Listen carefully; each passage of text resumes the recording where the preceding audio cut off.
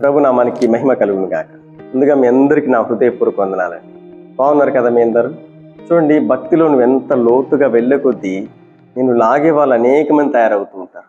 నిన్ను భక్తిలోంచి పడగొట్టాలని, భక్తిలోంచి లాగాలని, భక్తిహీనుడుగా చేయాలని అనేకులు గుంపులు గుంపులుగా తయారవుతారు. కానీ నువ్వు వాళ్ళు లాగే కొద్దీ నువ్వు ఎలా ఉండాలంటే స్ట్రాంగ్గా, బలంగా, ధైర్యంగా.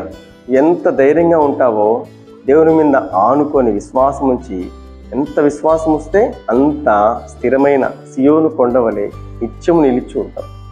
చూడండి, మీకు ఒక మాట జ్ఞాపకం చేస్తాను. హెబ్రీ రాసిన పత్రిక 11వ అధ్యాయం 35వ వచనం. కాబట్టి మీ ధైర్యమును విడిచిపెట్టకూడదు, దానికి ప్రతిఫలముగా గొప్ప బహుమానం పొందుదురు. దేవునికి స్తుతి కలుగును గాక. చూడండి, ధైర్యాన్ని విడిచిపెట్టకండి. ఎంత ధైర్యంగా ఉంటే అంత అత్యధికమైన బహుమానం, సమాధానం, క్షేమం, ఆశీర్వాదం నిన్ను వెంటాడుతూ వస్తాయి.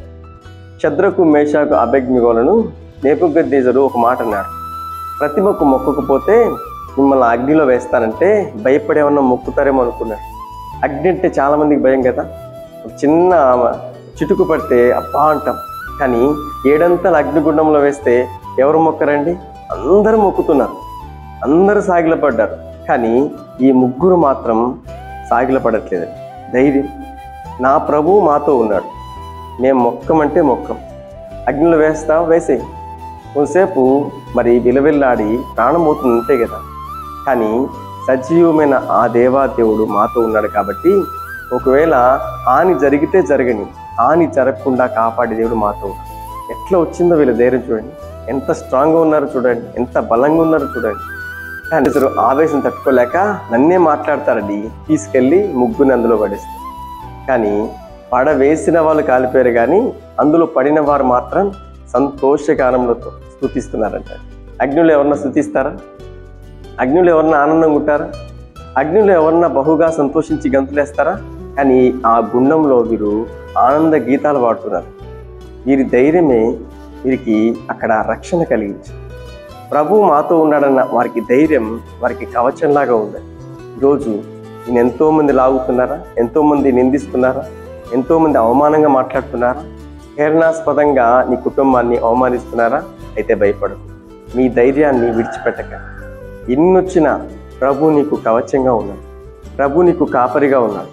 నిన్ను ఎంతమంది నిందించినా వారికే ఒకానొక దినమున నువ్వు రక్షణ కలిగించబోతున్నావు.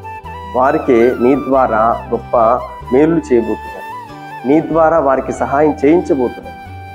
భయపడకు. షద్రకు, మేషాకు, అబేద్నెగోలు బయటకు వచ్చి వారికి గొప్ప బహుమానాలు ఇచ్చారు, గొప్ప స్థితిలో ఉంచారు. నెబుకద్నెజరే ఆశ్చర్యపోయాడు. ఆశ్చర్యపోయే కార్యములు మీ ద్వారా కూడా ప్రభు జరిగిస్తాడు. మీ ధైర్యంను విడిచిపెట్టకండి. మీ అందరి కోసం ఒక చిన్న ప్రార్థన చేస్తా. కళ్ళు మూసుకొని ప్రార్థనకి. మహాపరిశుద్ధుడా, మహోన్నతుడా, నీకు స్తోత్రం. ధైర్యమును విడిచిపెట్టకు అంటున్నావు కదా. ప్రతి బిడ్డలు ధైర్యం కలిగి ఉండాలి, ఓర్పు కలిగి ఉండాలి, సహనం కలిగి ఉండాలి. విశ్వాసయాత్రలో చక్కగా నడిపించమని ప్రార్థిస్తాం. షద్రకు, మేషాకు, అబేద్నెగోలు ఎంత స్ట్రాంగ్గా ఉన్నారు, అటువంటి బలమైన కృప ప్రతి బిడ్డల మీద అనుగ్రహించమని, ఈరోజంతా నీ బిడ్డలకు కాపుదల, భద్రత అనుగ్రహించి ప్రతి శోధ నుంచి తప్పించమని, అవసరములన్నీ తీర్చమని యేసు నామములో ప్రార్థిస్తున్నాం పరమ తండ్రి. ఆమె. ఈ మాటలు మిమ్మల్ని బలపరిస్తే, ఆదరిస్తే మీకు తెలిసిన వారందరికీ షేర్ చేయండి. తప్పకుండా ప్రభు మిమ్మల్ని దీవించి ఆశీర్వదించునుగాక. ఆమె.